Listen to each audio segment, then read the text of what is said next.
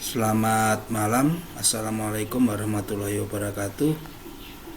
Pada pertemuan ini kita mencoba membuat peta digital elevation model atau model elevasi digital menggunakan aplikasi ArcMap. Khususnya nanti terkait dengan analisis manajemen dan rekayasa sumber daya air dalam mata kuliah Sistem Informasi Geografis jurusan Teknik Pengairan. Perlu kita pelajari dulu apa itu sebenarnya DEM. Merupakan singkatan dari Digital Elevation Model atau model ketinggian digital, merupakan suatu model yang mempresentasikan topografi suatu permukaan. Kemudian model DEM ini dibuat tentu jika ada sebaran titik dari pengukuran yang memuat informasi koordinat X, Y, dan Z di permukaan bumi. Kita ketahui bahwa X dan Y merupakan posisi koordinat lintang dan bujur. Kemudian Z itu adalah merupakan sebuah elevasi, sehingga untuk pembuatan DEM ini harus dipastikan bahwa data kita itu terdapat elevasi atau Z. Data yang digunakan selain titik juga bisa berupa garis kontur dari hasil pengukuran topografi maupun dari titik-titik hasil foto udara atau mungkin citra satelit dan seterusnya. Untuk melakukan praktek di kesempatan ini kita nanti akan gunakan data dari hasil peta kontur dari hasil pengukuran bakusur tanah. Bagaimana cara membuat DEM itu sendiri?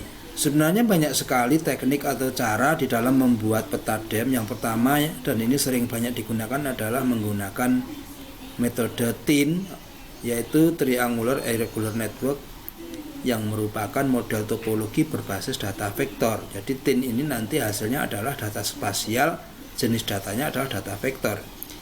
Kemudian juga bisa digunakan sebenarnya metode IDW, Interpolation Distance Weighted, yang pembobotan ini kita pernah coba pada perkuliahan sebelumnya, yaitu pembobotan dengan benchmark atau titik-titik data yang sudah ada kita interpolasikan.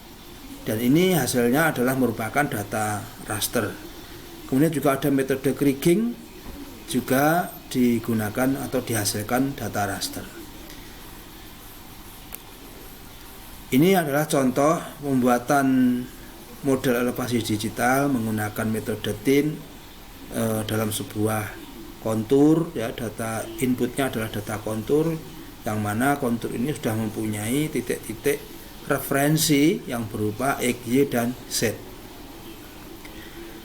Apa saja kegunaan DEM itu? Dengan mempunyai data DEM, model elevasi digital, maka kita bisa membuat misalnya sebuah jaringan sungai sintetis.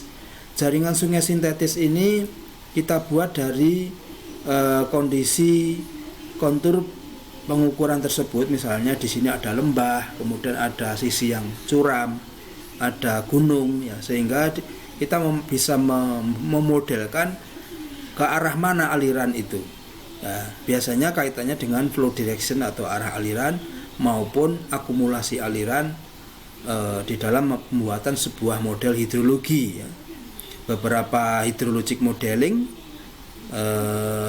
itu menggunakan model-model elevasi digital yang dihubungkan dengan model arah aliran dan model akumulasi aliran. Kemudian membuat kriteria sebuah lereng. Misal kita ingin mengelompokkan atau membuat suatu klasifikasi lereng itu apakah landai, apakah sedang, apakah curam, bahkan sangat curam. Ini harus awali dengan pembuatan model elevasi digital. Suatu lereng dikatakan curam misalnya lebih besar dari 45%, sedangkan landai mungkin dengan kriteria 0 hingga 3%. Nah, ini sangat mudah jika kita mempunyai beberapa model elevasi digital. Kemudian mungkin terkait dengan pembuatan indeks length and slope. Ya, ini biasanya digunakan dalam analisis erosi lahan, sebuah erosi dan sedimentasi dalam kajian mungkin kawasan daerah aliran sungai maupun konservasi waduk. Ini juga terkait dalam perhitungan erosi lahan. Kemudian analisis zonasi kawasan longsor ini juga memerlukan model elevasi digital. Semakin curam maka potensi longsornya semakin tinggi, semakin landai maka potensi longsornya semakin rendah. Nah, ini juga kaitannya ke arah sana. Kemudian apa yang perlu diperhatikan? Yang menjadi perhatian adalah kualitas data. Jadi kualitas data untuk membuat model elevasi digital ini sangat penting. Tentu semakin teliti atau semakin akurat data yang kita peroleh atau kita punyai maka akan semakin bagus. Juga selain skala peta dan resolusi peta, sebagai contoh peta dari dulu ada Badan Koordinasi Survei dan Pemetaan Nasional ya, yang memiliki skala peta 1:25.000 misalnya, mempunyai interval kontur 12,5 meter. Jadi antar kontur, dua kontur itu intervalnya 12,5 meter. Ini tentu sangat kasar, sehingga kalau digunakan untuk analisis kajian banjir sebuah daerah perkotaan yang datar maka data kontur ini sangat tidak akurat ya. Atau mungkin untuk analisis sebuah penampang sungai ya, atau mungkin analisis banjir sebuah tanggul sungai, tentu ini memerlukan hasil pengukuran topografi yang detail dengan skala barangkali 1:1000 atau mungkin bahkan 1:500. Nah, kalau kita mempunyai kualitas data yang bagus maka hasil DEM-nya juga akan semakin akurat. Kemudian sebenarnya DEM itu bisa kita peroleh secara gratis ya. Di situs BIG, Badan Informasi Geospasial, juga menyediakan data DEM nasional yang Anda bisa download di situs BIG Demnas ini. Contohnya adalah seperti ini, hasil dari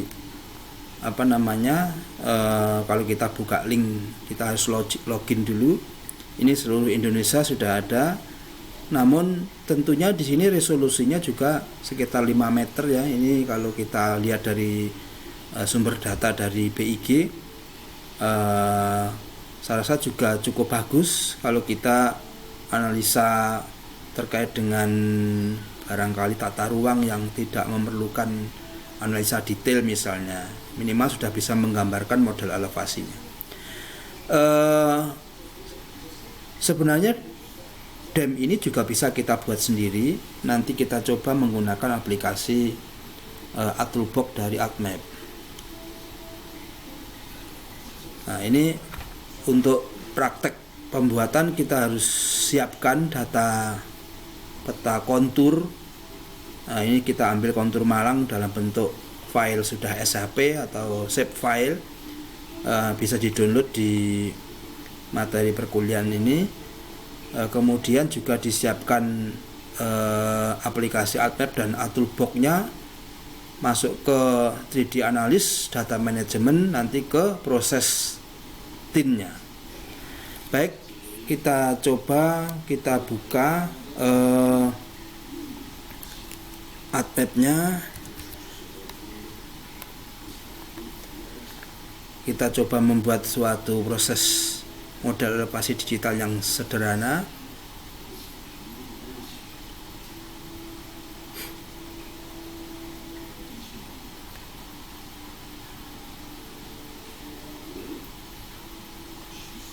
Kita sambil nunggu, kita lihat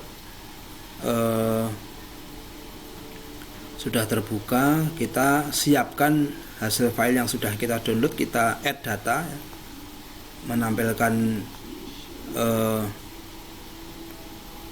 file tadi. Nah, misalnya kita kontur Malang kita buka, lalu hasilnya seperti ini. Kita lihat atributnya sekarang. Atributnya di sini sudah ada elevasi. Nah, elevasi ini sangat penting untuk membuat model elevasi digital. Lalu kita aktifkan Ultrabox-nya, kemudian kita pilih 3D Analysis, kita pilih Data Management, kita coba Tint, kemudian Create, ya, kita pilih Create Tint. Di dalam menu Create Tint ini akan tampak output dari tint, akan kita simpan di defaultnya adalah di folder C, ya. Bisa kita ubah kalau kita tidak menghendaki, kita biarkan dulu. Kemudian input fiturnya kita ambil dari layer yang sudah tampak, ini kita pilih. Kemudian jangan lupa ketinggiannya, ya, fill-nya ini kita, kolomnya ini kita ambil yang tadi kolom elevasi yang sudah ada. Nah, ini contoh. Ini boleh dirubah, ya, tag filenya, atau mungkin kita coba dengan kasus sebentar. Ini model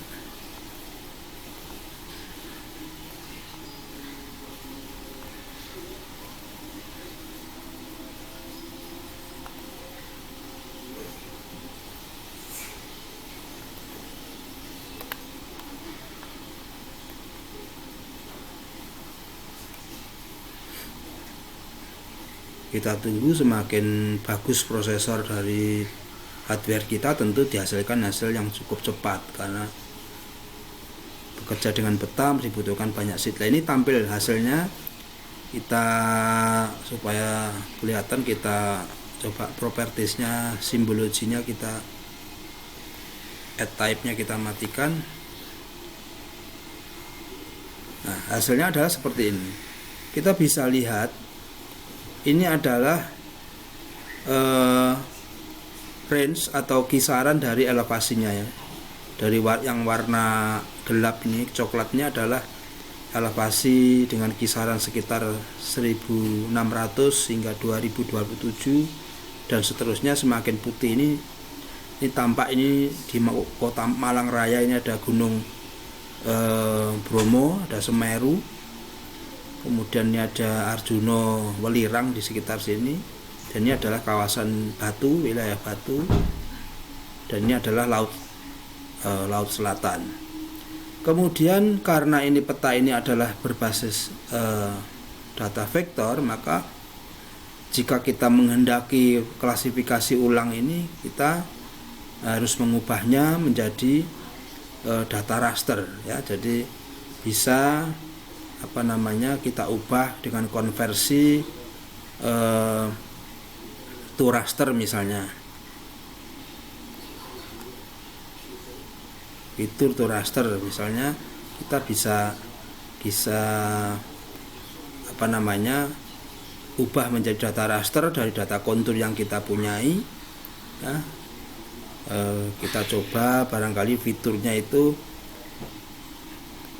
kontur, ya, kontur. Kemudian ini elevasinya, ini sel, grid selnya ini bisa kita ubah misalnya dengan sel 100 ukuran selnya. Hasilnya kira-kira bagaimana?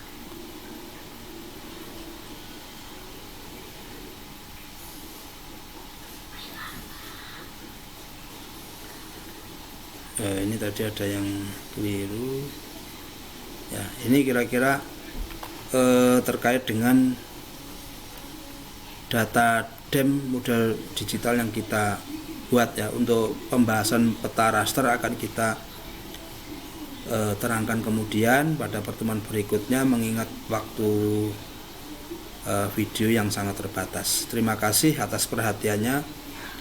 Wassalamualaikum warahmatullahi wabarakatuh.